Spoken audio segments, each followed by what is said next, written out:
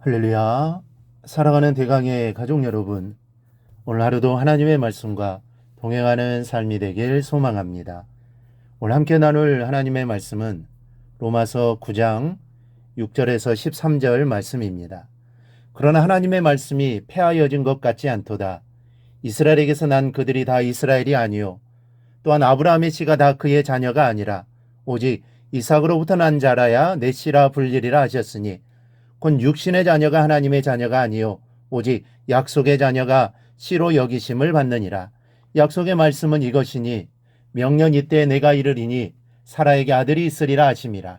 그가 그뿐 아니라 또한 리브가가 우리 조상 이삭한 사람으로 말미암아 임신하였는데 그 자식들이 아직 나지도 아니었고 무슨 선이나 악을 행하지 아니한 때에 택하심을 따라되는 하나님의 뜻이 행위로 말미암지 않고 오직 부르시는 이로 말미암아 서게 하려 하사 리브가에게 이르시되 큰 자가 어린 자를 섬기리라 하셨나니 기록된 바 내가 야곱은 사랑하고 에서는 미워하였다 하심과 같으니라. 아멘. 우리는 하나님의 자녀들입니다. 지금도 그렇고 앞으로도 우리는 변함없이 하나님의 자녀로 있을 것입니다. 그런데 우리가 어떻게 하나님의 자녀가 된 것입니까?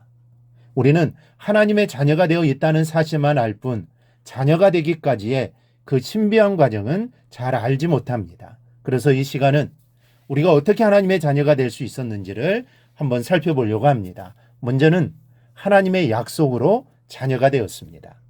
오늘 본문에는 두 자녀에 대해 언급합니다. 육신의 자녀가 있는가 하면 약속의 자녀가 있다고 합니다. 육신의 자녀는 사람의 정으로 낳은 자녀를 말합니다. 남자와 여자가 결혼해서 낳은 자녀가 육신의 자녀입니다.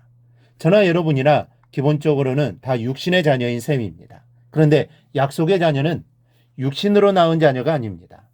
물론 육신으로 낳기는 했지만 그 이전에 하나님의 약속에 의한 부르심이 먼저 있었던 사람입니다.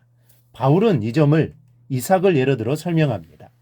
하나님은 아브라함에게 아브라함의 몸에서 낳은 아들이 후사가 될 거라고 약속하셨습니다. 그런데 이 약속을 믿고 기다렸는데 도무지 아내 사라에게 잉태가 되질 않는 겁니다. 기다리고 기다리다가 사라의 경수마저 끊어졌습니다. 이 사태가 이렇게 되자 아브라함과 사라는 고민하기 시작합니다. 그러다 결국 사라의 몸종이었던 하갈에게서 아들 이스마엘을 얻습니다. 인간적인 방법을 선택한 것이죠. 그때 아브라함의 나이가 86세였습니다. 그런데 하나님은 이 아들을 약속의 아들로 인정하지 않으셨습니다. 반드시 사라가 아들을 낳을 것이라고 하시면서 이번에는 아예 이름까지 이삭으로 지어주셨습니다. 그렇게 해서 처음 약속을 받은 날로부터 25년을 기다려 얻은 아들이 약속의 자녀 이삭입니다. 그러면 우리는 어떻습니까? 저나 여러분에게도 하나님의 약속이 있습니다. 하나님은 이삭처럼 우리가 잉태되기도 전에 영접하는 자, 곧 그 이름을 믿는 자들에게는 하나님의 자녀가 되는 권세를 주셨으니 라고 말씀하셨습니다. 또 갈라디아서 4장에서 형제들아 너희는 이삭과 같이 약속의 자녀라고 했습니다. 이렇게 우리도 약속의 자녀입니다. 우리가 태어나기도 전에 하나님께 세상을 창조하시기도 전에 하나님은 저와 여러분을 선택하셨습니다. 약속의 자녀로 삼으셨습니다. 바로 우리에게는 이러한 특권과 자부심이 있다는 사실을 기억하고 담대하게 하나님을 믿고 나아가기를 바랍니다. 둘째는 하나님의 선택에 의해서 하나님의 자녀가 되었습니다.